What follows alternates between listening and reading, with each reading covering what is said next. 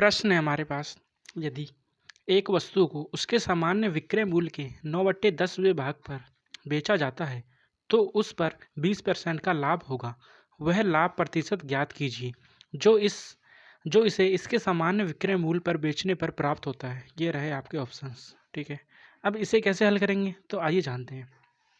अगर मैं इस वस्तु का सामान्य विक्रय मूल्य 10 मान लूँ, ठीक है, तो उसको विक्रय मूल्य का 9/10वां भाग वो क्या हो जाएगा, वो हो जाएगा 9। ठीक है, हमने क्या किया, यदि वस्तु का सामान्य विक्रय मूल्य उसको मैंने 10 माना तो उसका 9/10, ठीक है, सामान्य विक्रय मूल्य का 9/10 निकाला तो वो कितना आया, 9। ठीक है, ये हमारे दोनों विक्रय मूल्य आ चुके हैं, सामान्य और सामान्य विक्रय मूल्य का 9/10 ये। ठीक है, अभी क्या कहता है, तब उसमें 20% का लाभ होता है। अगर मैं कॉस्ट प्राइस को 100 मान लूँ तो सेलिंग प्राइस कितना है, 20% का लाभ है 120।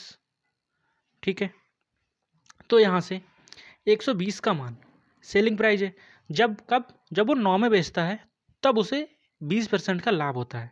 ठीक है, तो यहाँ से हो जाएगा 120% का मान कितना दिया हमें, 9 दिया है। ठीक है, 120 का मान 9 दिया है तो यहाँ से 1 का मान निकाल लेंगे, कितना आ जाएगा 9/120। फिर यहाँ से 100 का मान निकाल लेंगे जो कि हमारे पास कॉस्ट प्राइस।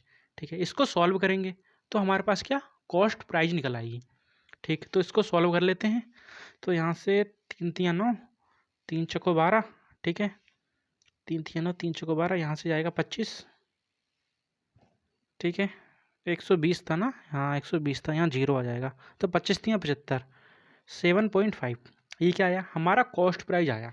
अब प्रश्न क्या कहता है, जब इसके सामान्य विक्रय मूल्य पर बेचा जाता है तब लाभ परसेंटेज बताइए। तो सामान्य विक्रय मूल्य क्या है, वो तो हमने 10 माना था।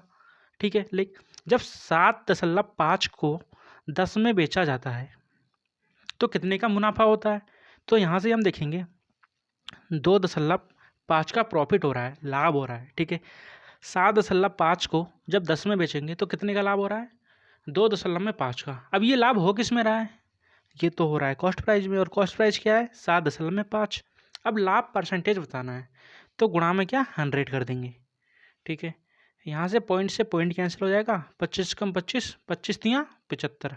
आंसर क्या आएगा हमारे पास, 100/3। जब हम 100/3 को सॉल्व करेंगे, हल करेंगे तो हमारे पास क्या आएगा, ये आएगा 3 पॉइंट में 3 और यहाँ पर 12, ये ऐसे आता ही रहेगा। ठीक है, ऑप्शन नंबर 1 हमारा राइट और करेक्ट आंसर। ठीक है, धन्यवाद।